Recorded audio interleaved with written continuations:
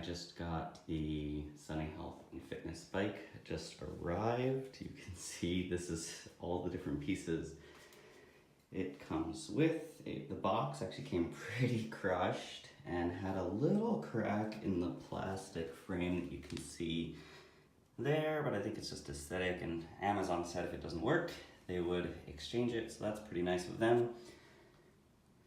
So I'm gonna go ahead and try to put it together and see about how long this takes me. I'll try to videotape some of the movement, but the goal is to get it right there on this little mat that I also got on Amazon, so let's see what happens.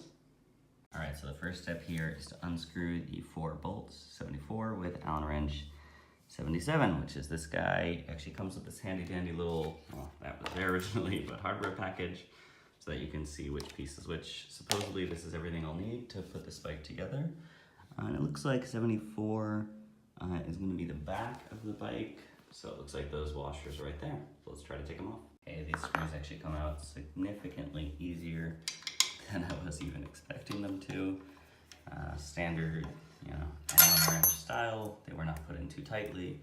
It also says to remove the tube, which looks like that just slides out fairly easily. I would say make sure you're building this on a mat or a thick towel or something, as it is quite heavy. And that's what was in there. They call it a shipping tube. I guess it's so that it doesn't have really sharp, jagged edges in the box, but we're gonna remove this as well.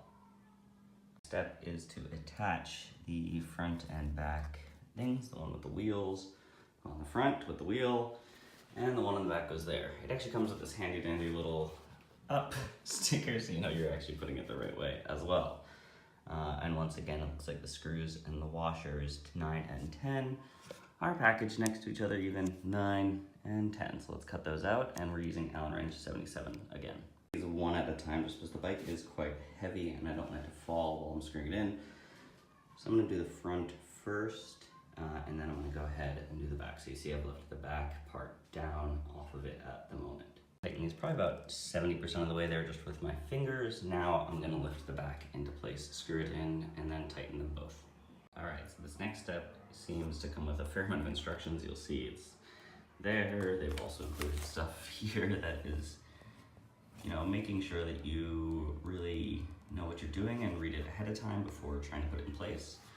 And I think what we're gonna do here is take off the little nylon.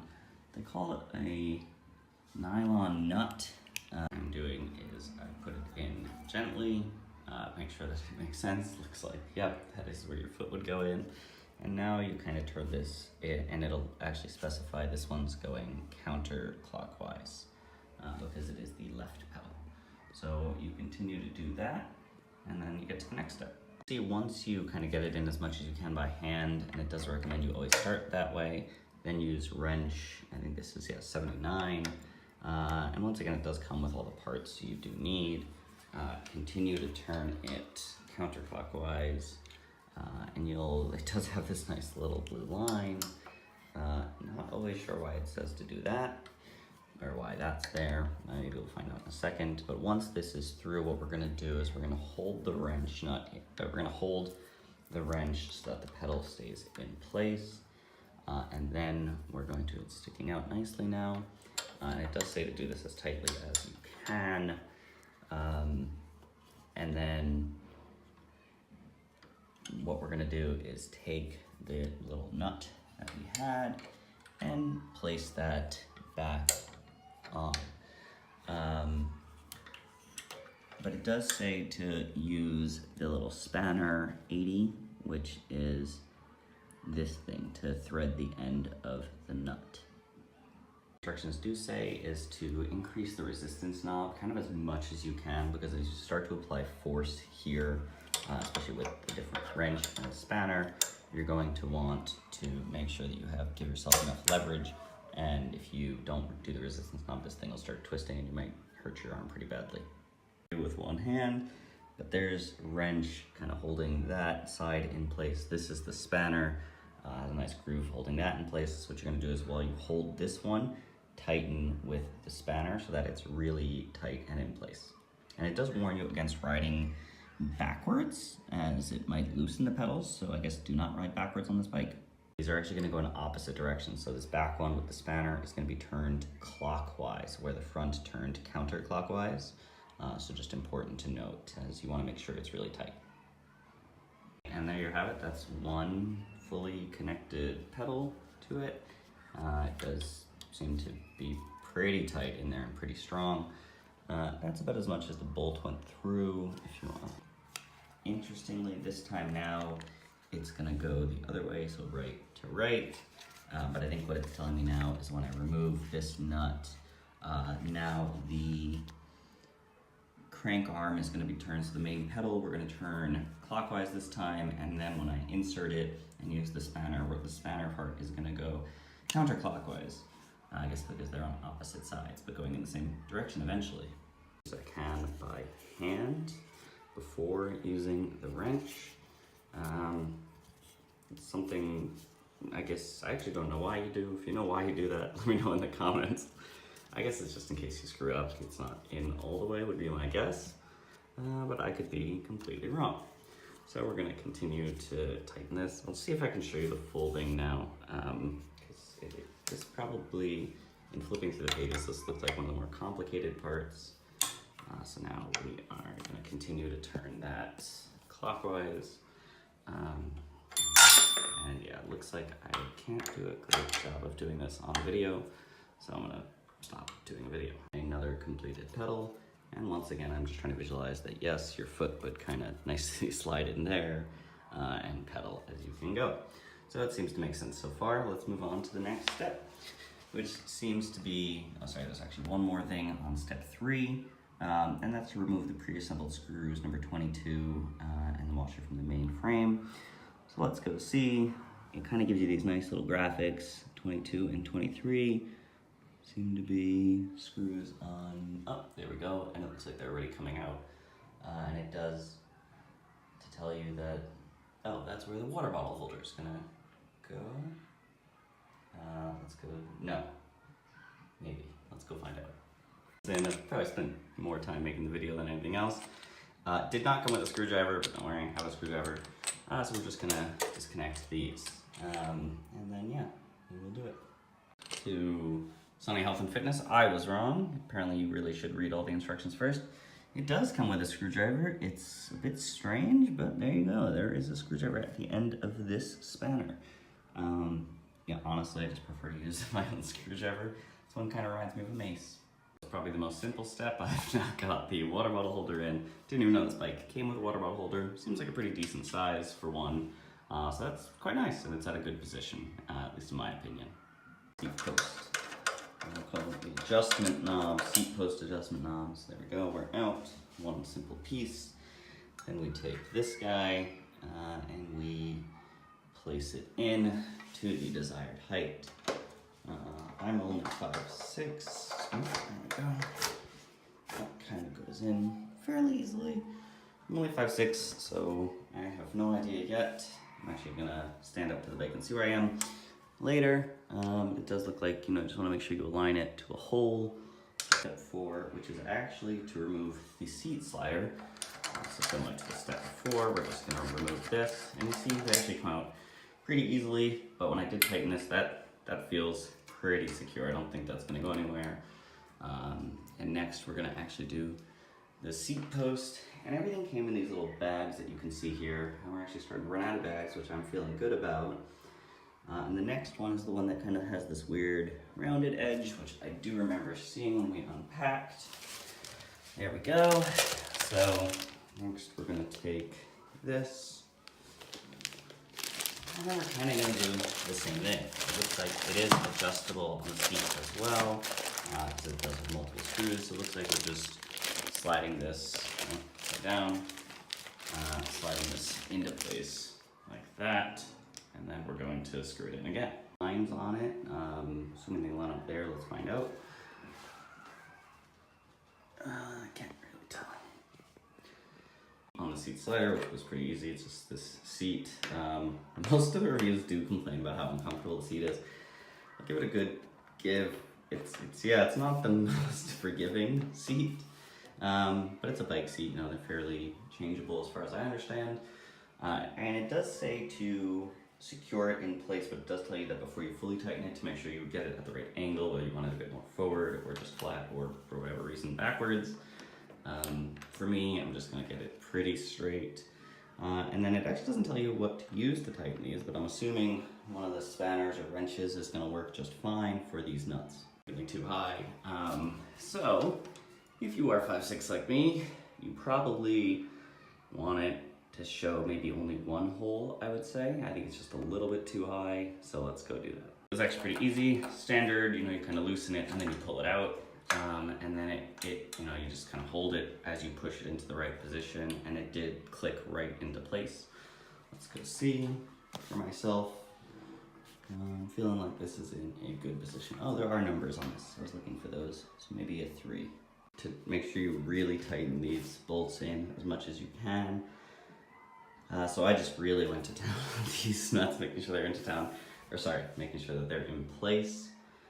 Why is this not focusing? There we go. He said that when it wasn't fully tightened, that they actually the seat kind of fell down, which I definitely don't want. So I definitely tightened them as tight as I could. I do recommend keeping a scissor with you. Oh, well, one note on the bolts there. I don't know why I don't think they're gonna include the right parts. They actually totally did. The 13 there was exactly the right one that I wanted. It may have even been corresponding. Nope, that 13, I'm not sure what it means. Like now we're going to use the last of the screws and washers to insert this into place. So you'll see it should actually nicely fit those 2 big holes. Easy to put in, they tighten nice and tightly with the Allen wrench. There's these nice numbers on the side again to indicate what height you want. I'm going to start here for arbitrary reasons, see what it is, and I can always adjust it from there. But apparently I'm complete. It says assembly is complete. This was about 1 hour and 10 minutes on the dot. I didn't really take much breaks or anything, but I was recording and trying to think about recording. I'm gonna give it a spin. Let's see how it goes. It does give you a bunch of instructions on adjusting the balance, the tension, the emergency stop, things like that, about adjusting the seat and some maintenance stuff. So I'm gonna go give it a spin, see how it is, see what it can do. Looks like I got rid of all the plastic things. There were these plastic blocks in place kind of here and at the bottom of the wheel as well, preventing you from using it. Once again, probably for shipping and for assembly, it was quite nice to have. Let's go give it a shot. Biking, look at that. You can see the parts over there. The seat's pretty hard, but it bikes pretty well. As you get to higher tensions, the bike does make a little bit of noise, but that could just be, I don't know if that's permanent or if that goes away as it kind of gets used and put into its use. You can see on lower tension, that noise is not really as noticeable. It does have an emergency stop if you push that down so that you can stop biking. I'm gonna go ahead and stop. I'm pretty happy with how things turned out. You'll see it looks actually pretty nice. I haven't adjusted the balance or anything yet because I haven't noticed anything wrong. But I'm gonna go ahead and put my accessories on. Really I just attached this iPad holder. I like to just kind of watch some movies when I'm working out. So I just attached it there at a good angle, played around with it for a bit. Overall, I'm actually really impressed with the bike, especially for the price. I was expecting it to be, I know people said it was sturdy, but I was really impressed by just how sturdy it is. Now that I'm pretty happy with the position of everything, I'm gonna go through once more and just kind of really tighten the bolts around the bottom, the top, kind of everywhere I can.